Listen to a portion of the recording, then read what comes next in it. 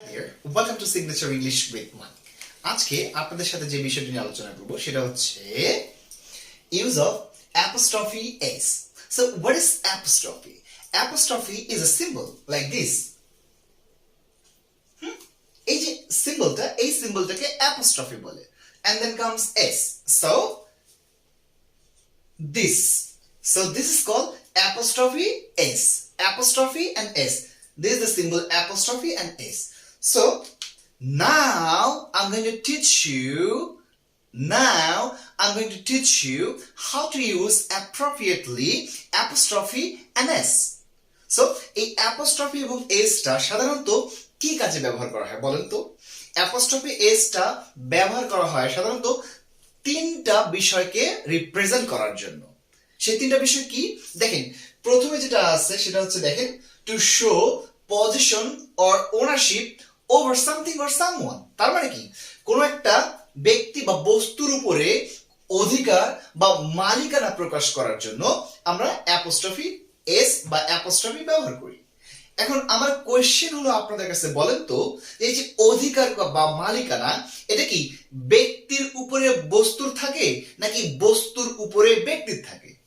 খুবই সিম্পল এবং মনে রাখবেন বিষয়টা, অধিকার বা মালিকানা শুধুমাত্র বস্তুর উপর ব্যক্তির থাকে।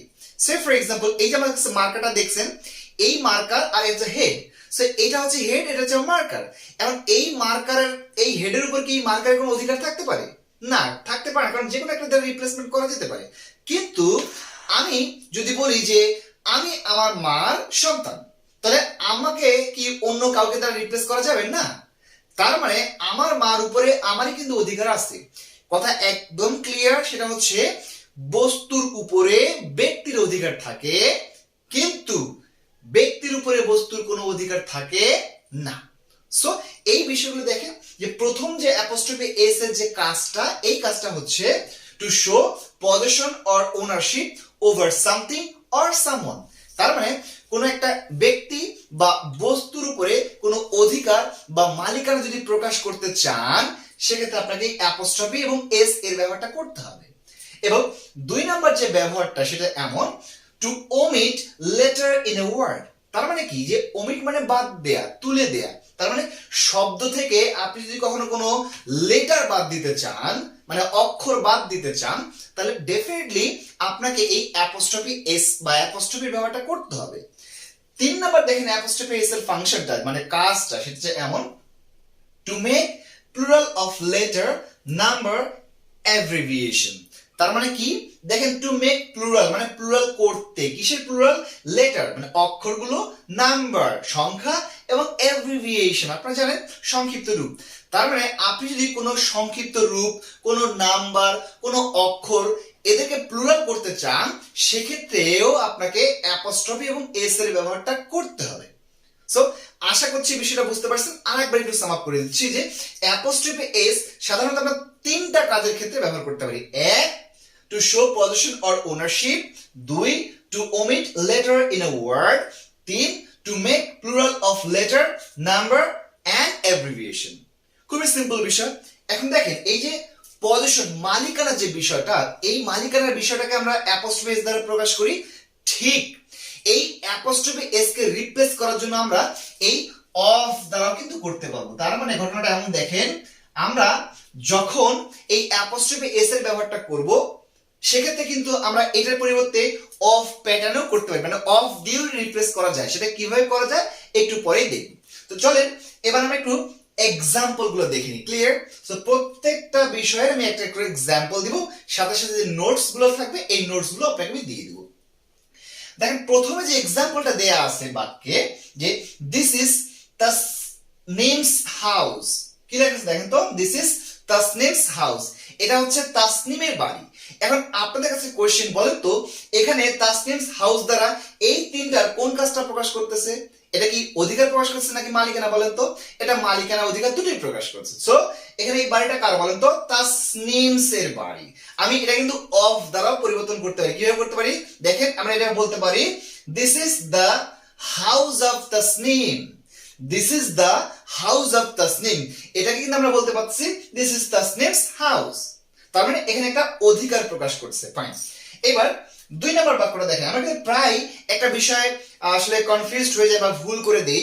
মনে রাখতে হবে অ্যাপোস্ট্রফি এস বসে সিঙ্গুলার এবং প্লুরাল দুই নাউনের ক্ষেত্রেই। তাহলে ছোট্ট একটা ট্রিক্স আপনাকে বলে দেই, যে নাউনগুলোর শেষে এস আছে, কি আছে বলেন তো, যে নাউনগুলোর শেষে এস যুক্ত করে প্লুরাল করা আছে সেগুলোর ক্ষেত্রে শুধুমাত্র একটা অ্যাপোস্ট্রফি ব্যবহার করলেই এর মালিকানা প্রকাশ করবে, আর এস দিতে হবে না। আমি আবার বলি, যে নাউনগুলোর শেষে এস যুক্ত করা আছে সেই নাউনগুলোর শেষে শুধুমাত্র একটা অ্যাপোস্ট্রফি দিলেই হবে, এস দেওয়ার দরকার নাই।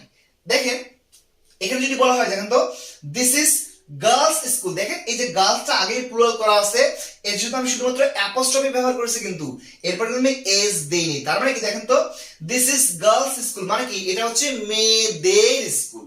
তাহলে এটা অফ ভার্সনে করলে কেমন হবে, এইভাবে বলতে হবে যে the school of girls, this is the school of girls. এই যে this is the school of girls, এটাকে আমি অ্যাপোস্ট্রফি এস দিয়ে বললে কি হবে, this is girls school, this is boys school.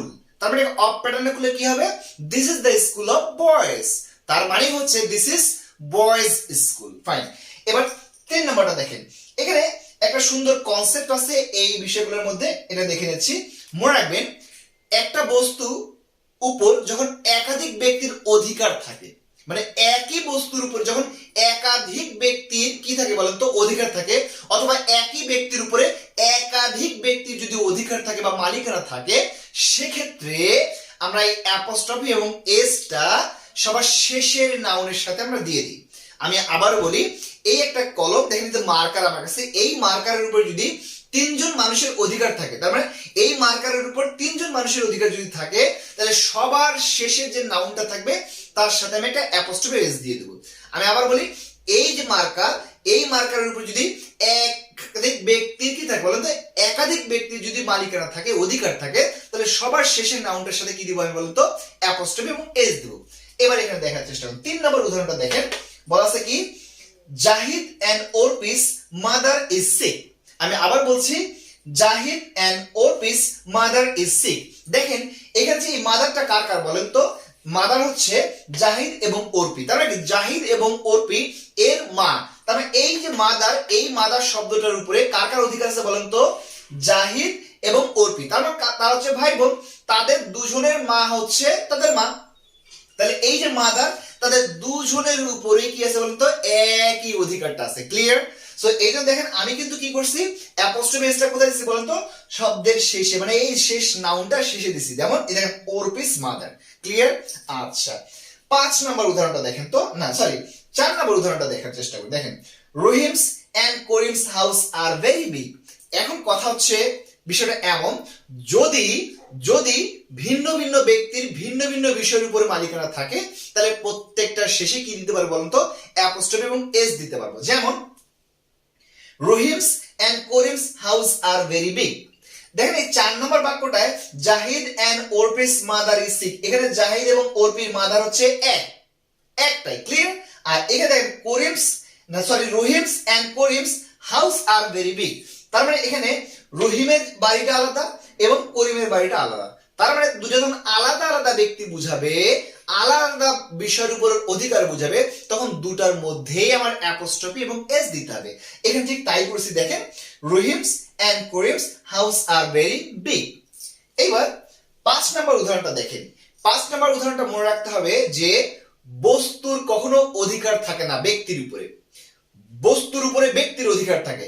এই জন্য আমরা কিন্তু বলতেই পারবো না যে this is chair's leg, table's leg, হ্যাঁ, পেন্স ক্যাপ, এভাবে বলা যাবে না। এগুলোকে ওই যে অফ প্যাটার্নে নিয়ে আসতে হবে। যেমন দেখেন আমি করে ফেলছি যে this is the leg of table, this is the leg of table. আমি কিন্তু বলতে পারবো না দিস ইজ টেবিলস লেগ, আমাকে বলতে হবে this is the leg of table.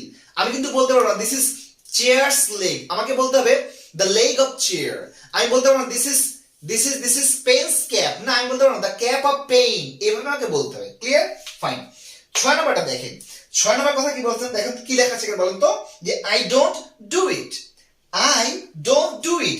দেখেন এখানে এই যে একটা অ্যাপোস্ট্রফি দেয়া আছে, এই অ্যাপোস্ট্রফি মিনিংটা কি বলুন তো? এই যে এই কাজটা করে ফেলছে দেখেন, ওমিট করা।